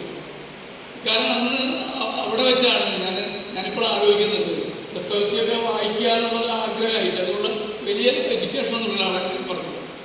അപ്പോൾ എനിക്ക് തോന്നിയിട്ടുള്ള എൻ്റെ 36-ാമത്തെ വയസ്സിലാണ് എനിക്ക് ദസ്തോവ്സ്കിയെ മനസ്സിലായത്. കരമസോവ് സഹോദരന്മാരെ ഞാൻ എൻ്റെ 20, 30, 35 വയസ്സിനിടയിൽ പലതവണ എടുത്ത് നിരത്തി വെച്ചിട്ടുണ്ട്. പക്ഷേ ഞാൻ ഒരു കാര്യം ഉറപ്പിച്ചിരുന്നത്, ഡോൺ ക്വിക്സോട്ടും അതുപോലെ തന്നെ കരമസോവ് സഹോദരന്മാർ പോലെയുള്ള അങ്ങനെ ആളുകൾക്ക് എത്തിപ്പെടാൻ എളുപ്പമല്ലെന്ന് പറയുന്ന കൃതികളെ ഞാൻ വായിക്കുക തന്നെ ചെയ്യും. അത് എൻ്റേതായ വായന വായിക്കുകയും എൻ്റേതായ ബോധത്തിൽ ഞങ്ങൾ എത്തിച്ചേരുകയും ചെയ്യും. യഥാർത്ഥത്തിലൊരു വായനക്കാരൻ അവൻ വായിക്കുക മാത്രമല്ല, അവൻ അവൻ്റേതായ ഒരു സൃഷ്ടി കൂടി വായനയോടൊപ്പം നടത്തുന്നുണ്ട് എന്നുള്ളതാണ് സത്യം. അത് പലപ്പോഴും ഞാനിതിൻ്റെ തെറ്റ് അനുഭവിച്ചൊരു കാര്യം. മലയാളത്തിലെ പ്രശസ്തനായ അയാൾ 3 നോവൽ എഴുതിയിട്ടുള്ളൂ. പക്ഷെ ആ നോവൽ കൊണ്ട് പ്രശസ്തനായ ഒരു എഴുത്തുകാരൻ്റെ ഒരു നോവൽ എടുത്ത് ഞാൻ 1 മണിക്കൂർ ഒരു വീഡിയോ ചെയ്തു. മുറിനാളാണ് മനോജ് കുറുള്ള. എനിക്ക് തോന്നി അടുത്ത കാലത്ത് വന്ന നോവലുകളിൽ വളരെ പൊളിറ്റിക്കലായിട്ടൊരു നോവലാണ്. അതിനങ്ങനെ വായിക്കാനൊരു സ്ഥലമുണ്ട്. 18-ാം നൂറ്റാണ്ടിലും 12-ാം നൂറ്റാണ്ടിലെ കേരളത്തിലെ എങ്ങനെയാണ് മീമാംസകർ, ബ്രാഹ്മണർ മറ്റ് ചിന്തകളെ, ശ്രവണ ചിന്തകളെയും ചാർവാക ചിന്തകളെയും ജൈന ചിന്തകളെയും തകർത്ത് കളഞ്ഞുകൊണ്ട് തങ്ങളുടെ ആധിപത്യം സ്ഥാപിക്കുന്നത്. എല്ലാ കാലത്തും ബ്രാഹ്മണ്യത്തിന് അങ്ങനെ ഒരു അജണ്ടയുണ്ട് എന്ന് സ്ഥാപിക്കുന്നത് വളരെ പൊളിറ്റിക്കലായിട്ടുള്ള ഒരു വായന അതിലുള്ളത് കൊണ്ടാണ് ഞാൻ ആ നോവല് 1 മണിക്കൂർ വീഡിയോ ചെയ്തത്. അത് കഴിഞ്ഞിട്ട് നമ്മുടെ വായനയും എഴുത്തുകാരും തമ്മിൽ ബന്ധമില്ലാതെ അത് കഴിഞ്ഞ് മനോജ് എന്നെ വിളിച്ചു. മനോജ് വിളിച്ചിട്ട് പറഞ്ഞ് ഇപ്പോൾ പറഞ്ഞതൊക്കെ ശാസ്ത്രത്തിൽ അത് പലതും ഞാനങ്ങനെ ചിന്തിച്ചിരുന്നില്ല. ചില കാര്യങ്ങൾ അതിപ്പാലിൻ്റെ നിരീക്ഷണത്തിൽ പറഞ്ഞതാണ്. ഞാൻ വലിയ നിരീക്ഷകനായിട്ടല്ല, എൻ്റെ പൊളിറ്റിക്കൽ ബോധം തീർച്ചയായിട്ടും എൻ്റെ വായനയിൽ അതുണ്ട്, അതുണ്ടാകുന്ന നിർബന്ധമുള്ളതാണ്. അതുകൊണ്ട് ഞാൻ കണ്ടെത്തിയ നിരീക്ഷണങ്ങളിൽ തമ്മിൽ യോജിക്കണം. അപ്പോൾ വായന എന്ന് പറയുന്നത് ഇത് MT കൃത്യമായി പറയും. നിങ്ങളൊരു പുസ്തകം വായിക്കുമ്പോൾ MT പറയുന്ന കാര്യമാണ്, നിങ്ങൾ ഒരു ഗ്രന്ഥം വായിക്കുന്നത്. ടിഡിയുടെ ആൽഫോളിക്കുള്ള എല്ലാ വർക്കും വായിച്ചിട്ടാണ്. അപ്പോൾ ടി ഡി പറഞ്ഞൊരു കാര്യം കൊണ്ടിട്ടുള്ളതാണ്. അത് MT പറഞ്ഞു വെക്കുന്നുണ്ട്. ഇതേപോലെ എഴുത്ത് ഏറ്റവും സുതാര്യമാവുക എന്നുള്ളത് ഏറ്റവും പ്രധാനപ്പെട്ട കാര്യം. അത് നമുക്ക് ഗഹനമാണെന്ന് തോന്നുമ്പോൾ പലപ്പോഴും പുസ്തകം മാറ്റിവെക്കുകയാണ് ചെയ്യുന്നത്. പക്ഷെ ചില എഴുത്തുകാർ തന്നെ വേണമെന്ന് പറഞ്ഞത് മറ്റേ പാമ്പുക്കിനെ പറ്റി. ഇപ്പോൾ പാമ്പുക്കിൻ്റെ നോവൽ സാഹിത്യം എഴുതുമ്പോൾ അതിനെപ്പറ്റി എഴുതിയുള്ള തൻ്റെ വർക്ക്ഷോപ്പിനെ പറ്റി പറയുന്നുണ്ട്. അദ്ദേഹം ഒരു രചന നടത്തുന്നതിന് മുമ്പ് അപ്പം എങ്ങനെയാണ് പുസ്തകങ്ങൾ മനുഷ്യനെ സ്വാധീനിക്കുന്നതെന്ന് ഞാൻ എൻ്റെ രചന നടത്തുന്നതിന് മുമ്പ് നിർബന്ധമായും കരമസോർ സഹോദരന്മാർ വായിച്ചിരിക്കും എന്നാണ് പാമ്പുക്ക് പറയുന്നത്. അപ്പോൾ എങ്ങനെയാണ് നമ്മളിപ്പോൾ എനിക്ക് 2 കൃതികൾ ഇടയ്ക്ക് വായിച്ചില്ലെങ്കിൽ വലിയ പ്രശ്നമുണ്ടെങ്കിൽ ഞാൻ ഈ ഏത് തിരക്കിനിടയിലും 2 കൃതികൾ എങ്ങനെ വേട്ടയാണ്. അതൊന്ന് ഹെമിംഗ്വേയുടെ ഇഴവനും കടലുമാണ്. മറ്റൊന്ന് ജിബ്രാന്റെ പ്രവാചകൻ ഒരുപക്ഷെ എനിക്ക് കൊല്ലത്തിൽ ചെല്ലാൻ 2, 3, 4 പ്രാവശ്യമൊക്കെ ഞാനങ്ങനെ ടെക്ക് വായിച്ചുകൊണ്ടിരിക്കും. ഞാനൊരുപക്ഷെ എൻ്റെ പൊതുവെയുള്ള സംസാരങ്ങളിൽ പ്രവാചകൻ ഇങ്ങനെ വന്നുകൊണ്ടിരിക്കും. അപ്പം നമ്മൾ മനസ്സിലാക്കുന്നത് വെച്ചാൽ വായനകൾ വായിക്കും. എന്താണ് അങ്ങനെയുള്ള വായനയുടെ ഗുണം? ആ ഗുണം എനിക്ക് തോന്നിയിട്ടുള്ളത് പ്രവാചകൻ്റെ ഒരുപാട് വെർഷൻസ് മലയാളത്തിൽ പല കഥകളായി വരുന്നുണ്ട്. ഇപ്പം നമ്മൾ ബഷീറിൻ്റെ പ്രേമലേഖനം ജിബ്രാന്റെ കവിതയിലെ ഒരു വാക്കാണ് എന്ന് എനിക്ക് തോന്നി. നീ ഇഷ്ടപ്പെടുന്നത് അവൾക്ക് ഇഷ്ടപ്പെടണമെന്നില്ല, നീ കഴിക്കുന്ന പാത്രത്തിൽ നിന്ന് തന്നെ അവൾ കഴിക്കണമെന്നില്ല, നീ കഴിച്ച റൊട്ടി കഴിക്കണമെന്ന് നീ നിർബന്ധിക്കേണ്ടതില്ല. ഇതേ സാധാരണ പറഞ്ഞുള്ളൂ. സാധാരണ പറഞ്ഞ എനിക്ക് കാപ്പി വേണ്ട, ചായ മതി. ഇങ്ങനെയാണ് എഴുത്തുകാരൻ അവൻ്റെ ആശയത്തെ ചില ലോകത്ത് കണ്ടിട്ടുണ്ട്. അതെന്നെ പറഞ്ഞിട്ടുള്ളൂ. അവിടെ കൊണ്ട് നിർത്തിയില്ല. ജിബ്രാൻ കുറച്ചുകൂടി പോയിട്ട് ഇങ്ങനെ കൂടി പറയുന്നുണ്ട്. പല കമ്പികൾ ചേർന്നതാണ് വീണ, പക്ഷെ അത് എന്നിട്ടും സംഗീതം പൊളിക്കുന്നുണ്ട് എന്നാണ്. അപ്പോൾ പല കമ്പികളിലുള്ള ഒരു വീണ സംഗീതം പൊളിക്കണം. വേറിട്ട് നിൽക്കുമ്പോഴും അത് തമ്മിൽ ഒരു താതാത്മ്യമുണ്ട്. പ്രണയത്തിൻ്റെ ആഴങ്ങളെപ്പറ്റി, പ്രണയത്തിൻ്റെ മുറിവുകളെ പറ്റിയൊക്കെ ജിബ്രാൻ പറയുമ്പോഴും സ്ത്രീ എന്ന് പറയുന്നത് പുരുഷൻ പറയുന്നത് കേൾക്കുന്ന ഒരാളെന്നത് 1923 പറയുന്നത്.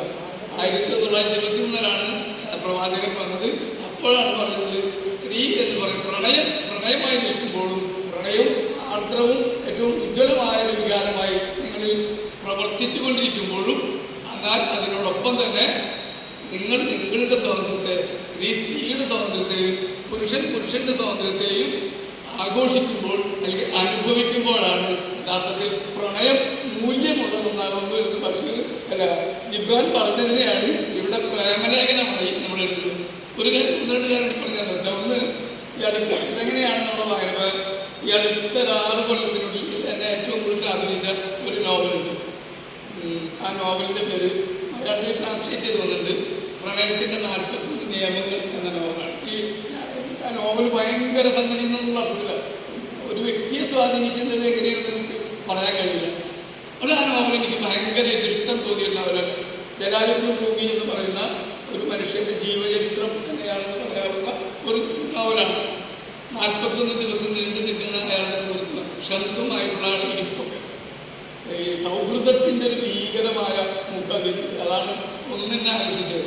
അങ്ങനത്തെ ഒരു സൗഹൃദം ലോകത്തുണ്ടാകുന്നുണ്ട്. അത് മാർക്സും ഏംഗൽസും കണ്ടുമുട്ടുന്ന ഒരു തീരുമാനം. ഒരു 10 ദിവസമാണ് മറ്റ് കാര്യങ്ങളൊക്കെ മാറ്റി വെച്ച് എല്ലാം മറന്നിരുന്നത്. ഭക്ഷണത്തിന് മാത്രം വളരെ കുറഞ്ഞ ഈ സൗഹൃദത്തിൻ്റെ അത് ഒരേ ലക്ഷ്യത്തിന് വേണ്ടിയുള്ള സൗഹൃദങ്ങളുണ്ടാവും. ആ സൗഹൃദം വലിയ അർത്ഥത്തിൽ പ്രവർത്തിക്കുന്നത്. അതുകൊണ്ടാണ് നമ്മൾ ഇങ്ങനെയൊക്കെ ചില കവികൾ പറഞ്ഞു വെക്കുന്നത്. ഈ പ്രണയം പോലും തങ്ങളുടെ ചെരുപ്പ് ഒടുക്കി പുറത്ത് ഊരിയിട്ടുകൊണ്ട് ആണ് സൗഹൃദത്തിൻ്റെ മുറിയിൽ കിടക്കുള്ളൂ. അത്ര ബഹുമാന പുരസ്സരം മാത്രമേ സൗഹൃദത്തെ കാണാൻ കഴിയുള്ളൂ. സൗഹൃദത്തിന് ആ മൂല്യമുള്ളൂ. അപ്പം ഈ അർത്ഥത്തിൽ ഈ പ്രണയത്തിൻ്റെ 41 നിയമങ്ങൾ എഴുതിയ എഴുത്തുകാരിയാണ് എലിഫ് ഷഫർ. അവർ ടർക്കിഷ് എഴുത്തുകാരിയാണ്. ഇപ്പോൾ അവിടെ നിൽക്കാൻ പറ്റാത്ത അമേരിക്കയിലാണ് എന്നാണ് എനിക്ക് തോന്നുന്നത്. അപ്പോൾ അവരുടെ പുസ്തകം ഇസ്താംബൂളിലെ 6-ാം മണിക്കൂർ എന്നാണ് ആ പുസ്തകത്തിൻ്റെ പേര്. മലയാളത്തിൽ ട്രാൻസ്ലേറ്റ് ചെയ്തിട്ട് DC ഇറക്കിയിട്ടുണ്ട്. ആ പുസ്തകം ഞാൻ വായിച്ചു. നോർമലി എനിക്ക് ആ പുസ്തകം ഇഷ്ടമായി. അവിടെയാണ് വായന നമ്മൾ ചില ഏരിയയിൽ നിന്ന് മാറുമ്പോൾ ഉണ്ടാകുന്നത്. അതിനുശേഷമാണ് ലോകത്ത് ഇന്നേ വരെ നടന്ന വംശഹത്യകളെ പറ്റി ഒരു പുസ്തകം വായിച്ചത്. അപ്പോഴാണ് ഞാൻ ഇസ്താംബൂളിലെ ഹറാമ്പർക്കുകൾ എന്ന നോവലിൽ അടിത്തട്ടിൽ കിടക്കുന്ന വംശഹത്യയെ വിമർശിച്ചുകൊണ്ടുള്ള അവർ മുന്നോട്ട് വെക്കുന്ന ആശയത്തെ കണ്ടെത്തും. അപ്പോൾ അതുകൊണ്ട് നമ്മൾ എപ്പോഴും ഫിക്ഷൻ വായിക്കുമ്പോൾ ഒപ്പം തന്നെ ചരിത്രത്തെ വായിക്കാൻ ശ്രമിക്കണം, സയൻസിനെ വായിക്കാൻ ശ്രമിക്കണം, ഭൂമിശാസ്ത്രപരമായ വായന ശ്രമിക്കണം, കവിത വായിക്കണം, കഥ. ഇങ്ങനെ വായനയിൽ ഒരു സമഗ്രത വരുത്തുമ്പോൾ നമുക്കുണ്ടാകുന്ന വലിയ മാറ്റമുണ്ട്. മറ്റൊന്ന് എൻ്റെ വ്യക്തി ജീവിതത്തിൻ്റെ അനുഭവം കൂടി പറഞ്ഞാൽ നിൽക്കാം. നമ്മൾ എന്തുകൊണ്ട് നമ്മുടെ കുഞ്ഞുങ്ങളെ വായിപ്പിക്കണം എന്ന്. ഇപ്പം എൻ്റെ വീട്ടിൽ 3 കുട്ടികളുണ്ട്. 2 പെൺകുട്ടികളും 1 ആൺകുട്ടിയും. അതിൽ ഒരാൾ വായിക്കുന്ന ആളാണ്. 3 ആളും അത്യാവശ്യം വിദ്യാഭ്യാസമൊക്കെ നേടിയവരവരുടെ. പക്ഷേ ഈ വായിക്കുന്ന ആളുകൾക്ക് കിട്ടിയൊരു ഗുണം, അയാൾ മിടിക്കുകയൊരു പഠനക്കാരുണ്ട്. പക്ഷെ അയാൾ വായിക്കും. അയാൾ ഇടയ്ക്കിടയ്ക്ക് എന്നോട് പുസ്തകങ്ങൾ ചോദിച്ചു വാങ്ങി വായിച്ചുകൊണ്ടിരിക്കുന്ന ഒരാളാണ്. കുറേ കൊണ്ടായിരിക്കും. പക്ഷെ ഞാനത് അനുഭവിച്ച കാര്യത്തിൽ അയാൾ മറ്റേ കയറ്റെഴുതി അയാൾ പാസ്സായി 88% മാർക്കുള്ളൂ. 94% മാർക്ക് കിട്ടിയിടക്കുണ്ട്. പക്ഷെ ഇയാൾക്ക് IIM കിട്ടി. അന്ന് ഇവിടെ വന്നെന്നെ അതിനെ കെട്ടിപ്പിടിച്ചൊരു ഉമ്മൊക്കെ തന്നു. ഞാൻ ചോദിച്ചു എന്തേന്ന് ചോദിച്ചു. അപ്പോൾ എന്നോട് പറഞ്ഞത്, ഞാൻ ഒരു ഇൻ്റർവ്യൂവിൻ്റെ മുമ്പിലും പതറിയില്ല. ഒരു ഇൻ്റർവ്യൂവിൻ്റെ മുമ്പിൽ പതറിയില്ല. അതുകൊണ്ടാണ് എനിക്ക് IIM കിട്ടിയത്. അങ്ങനെ ഞാൻ പതറാതിരിക്കാൻ കാരണം ആ കുട്ടിയുടെ കല്യാണം ഒരാളുടെ വന്നിരുന്നു. അപ്പോൾ പതറാതിരിക്കാൻ ഒറ്റ കാരണമുള്ളൂ. എന്താണ്? ഇടവലും കടലും ആപ്പിയോടൊക്കെ വായിച്ച ഒരനുഭവം. അതാണ് അവരുടെ സ്ഥിതി. അതുകൊണ്ട് നിങ്ങൾ വായിക്കുക പ്രക്രിയ അത് നമ്മളെ കുഞ്ഞുങ്ങളുടെ സമയം നഷ്ടപ്പെടുകയില്ല. അവർ ചിലത് വീണ്ടെടുക്കുന്നുണ്ട് എന്ന് ഇതിന് വൈകാരിക അനുഭവം കാരണം കൊണ്ടുപോയതാണ്. അപ്പോൾ അതുണ്ട്. കുഞ്ഞുങ്ങൾ നമ്മൾ വായിക്കുമ്പോൾ മാത്രമല്ല അത് ഈ വായന കൊണ്ട് നമുക്ക് ഉപകാരപ്പെടുന്നുണ്ട്. മൂല്യവത്തായ വായനകൾ കൂടിയാവണം. ഈ വായന നിങ്ങളുടെ കുടുംബത്തിൽ ചർച്ച ചെയ്യാവുന്ന അവസ്ഥ കൂടി ഉണ്ടാവും. അത് നിർബന്ധമാണ്. നിങ്ങൾ വായിക്കുന്ന ഏത് കൃതിയെക്കുറിച്ചും അവർ വായിക്കണ്ട. ഞാൻ അത് പറഞ്ഞുകൊണ്ട് നിർത്താം. ഞാൻ വളരെ യാഥാസ്ഥികമായ മതത്തിൻ്റെ എല്ലാ ചട്ടക്കൂടിലും ജീവിക്കുന്ന ഒരു സ്ത്രീയായിരുന്നു എൻ്റെ ഭാര്യ.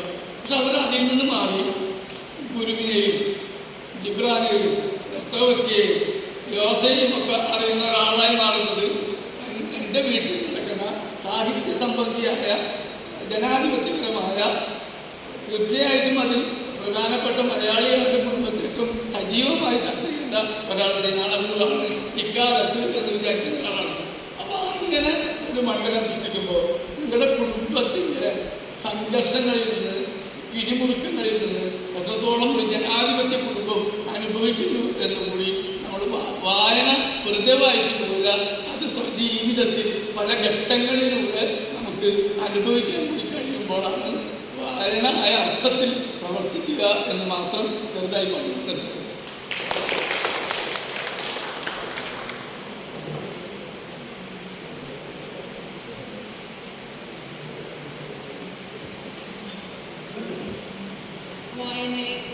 അടുക്കൽ സമീപിക്കുന്ന ഒരാളെയും വായനയിലേക്ക് കേൾവിക്കാരനെ തിരിച്ചു നടക്കാൻ പ്രേരിപ്പിക്കുന്ന രീതിയിലുള്ള ഒരു സംസാരം നമുക്ക് മുന്നിൽ നടത്തിയാൽ പാൽമാഷിന് സ്നേഹം അറിയിക്കുന്നു. അടുത്തതായി യോഗത്തിന് നന്ദി പറയാൻ വേണ്ടി ഡോക്ടർ NGP ആനന്ദിനെ സ്നേഹപൂർവ്വം ക്ഷണിക്കുന്നു.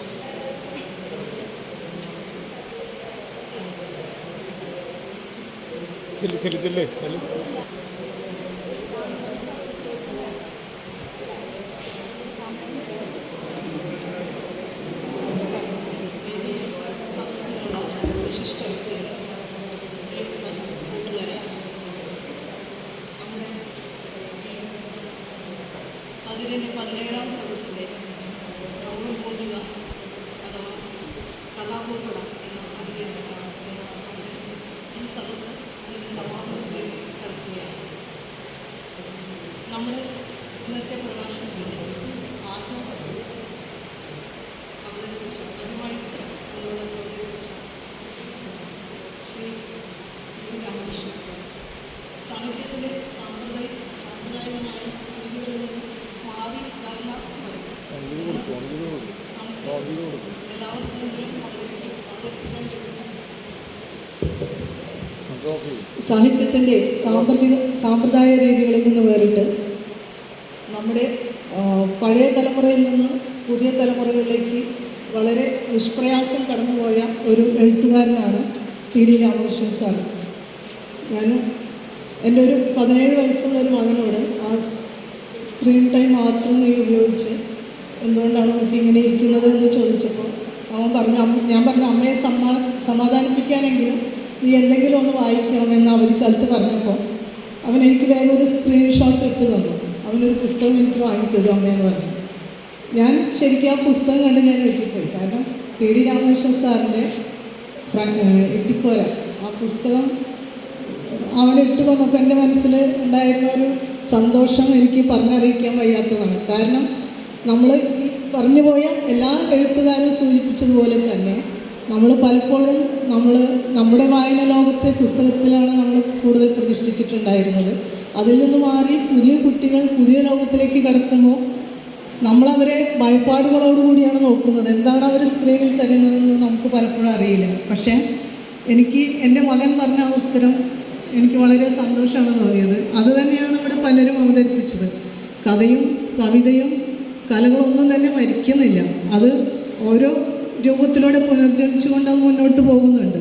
അതുതന്നെയാണ് കഥ, കവിത അതുപോലെയുള്ള കലാരൂപങ്ങളൊക്കെ നമ്മൾ ഇവിടെ അടയാളപ്പെടുത്തിക്കൊണ്ടിരിക്കുന്നത്. അതിന് അത്തരം ചർച്ചയ്ക്ക് സാക്ഷ്യം വഹിച്ച ഒരു നിമിഷങ്ങളാണ് ഈ കഥാഭൂമികയിൽ അല്ലെങ്കിൽ കഥാഭൂപടത്തിൽ ഈ നോവൽ ഭൂമികയിലൂടെ നമ്മൾ കടന്നുപോയത്. നമ്മുടെ ഈ ഒരു സാഹിത്യവേദിക്ക് വളരെയധികം യോജിച്ച ഒരു നമ്മുടെ പ്രഭാഷകരെ തന്നെയാണ് നമുക്കിന്ന് കിട്ടിയിട്ടുള്ളത്. അവരെ നന്ദി അറിയിക്കുക എന്ന നമ്മുടെ ഔദ്യോഗികമായ ചടങ്ങുകളിലേക്ക് കടക്കുകയാണ് ഞാൻ. ആദ്യമായി ഇവിടെ നമ്മളോട് സംവദിച്ച നമ്മുടെ പ്രിയപ്പെട്ട കഥാകാരൻ ശ്രീ TD രാമകൃഷ്ണൻ സാർ, അദ്ദേഹത്തിനെ കാവ്യശിവയുടെ ഹൃദയം നിറഞ്ഞ നന്ദി രേഖപ്പെടുത്തിക്കൊള്ളുന്നു. അടുത്തതായി സുരേന്ദ്രൻ മാങ്ങാട്ട്. അദ്ദേഹം ഇവിടെ കഥയുടെ ഭൂപടങ്ങൾ വരച്ചുകൊണ്ട് ഒരു കാക്കിക്കുള്ളിലും കവിഹൃദയം എന്ന് നമ്മൾ സാധാരണ എപ്പോഴും പറയാറുള്ള ഒരു വാചകത്തെ വളരെ അന്വർത്ഥമാക്കിക്കൊണ്ട് വളരെയധികം അദ്ദേഹത്തിൻ്റെ അനുഭവങ്ങളെ നമുക്ക് പരിചയപ്പെടുത്തി തരികയും നമ്മളെ കഥയുടെ ഭൂപടങ്ങളിലേക്ക് കൂട്ടിക്കൊണ്ടുപോവുകയും ചെയ്ത ശ്രീ സുരേന്ദ്രൻ മാങ്ങാട്ടിന് കാവ്യശിവയുടെ ഹൃദയം നിറഞ്ഞ നന്ദി അറിയിക്കുന്നു.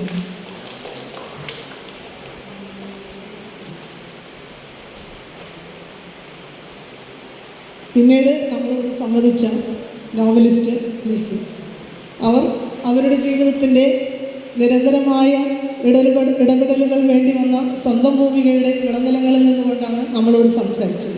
അതുകൊണ്ട് തന്നെ വളരെ ഹൃദയം നിറഞ്ഞ ഭാഷയിലാണ് അവർ നമ്മളോട് സംവദിച്ചതെന്ന് നമുക്കറിയാം.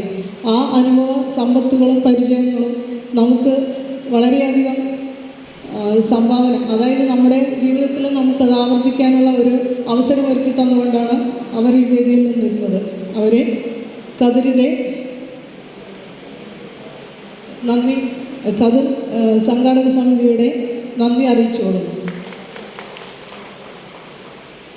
പിന്നീട് നമ്മളോട് വായനയുടെ വിവിധ വശങ്ങളെക്കുറിച്ച് അല്ലെങ്കിൽ വായനയുടെ അനിവാര്യതയെക്കുറിച്ച് അല്ലെങ്കിൽ വായനയിലൂടെ അതിജീവനം എങ്ങനെയെന്ന് നമ്മളോട് പറഞ്ഞു തന്ന നമ്മുടെ ടി.എ. ഇക്ബാൽ മാഷിന് പ്രത്യേകം നന്ദി അറിയിക്കുന്നു. ഈ വേദിയുടെ അധ്യക്ഷം വഹിച്ചത് നമ്മുടെ ഇവിടെ സ്ഥിരം സാന്നിധ്യമായിട്ടുള്ള മെഹ്റനീസാണ്. അവരെ ഈ വേദിയിൽ അധ്യക്ഷപദം അലങ്കരിച്ചതിന് പ്രത്യേകം നന്ദി അറിയിക്കുന്നു. ഈ പരിപാടിക്ക് സ്വാഗതം പറഞ്ഞ ശ്രീ ശശി കാതിക്കുടത്തിന് ഹൃദയം നിറഞ്ഞ നന്ദി അറിയിക്കുന്നു. നമ്മുടെ ഈ പരിപാടിയിൽ പങ്കെടുത്ത ഈ സദസ്സിനെ അലങ്കരിച്ച നമ്മുടെ പ്രിയപ്പെട്ട രാമണ്ണി മാഷ് ഉൾപ്പെടെയുള്ള എല്ലാ കവി സുഹൃത്തുക്കളെയും വളരെ കൗതുകത്തോടെ ഈ പ്രഭാഷണങ്ങളെ കേട്ട് മനസ്സിലാക്കുകയും ഉൾക്കൊള്ളുകയും ചെയ്യുന്ന എല്ലാവരെയും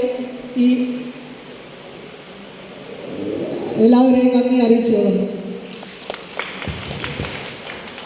ഈ സെഷൻ അവസാനിക്കുകയാണ്. അടുത്ത സെഷൻ പെട്ടെന്ന് ആരംഭിക്കും.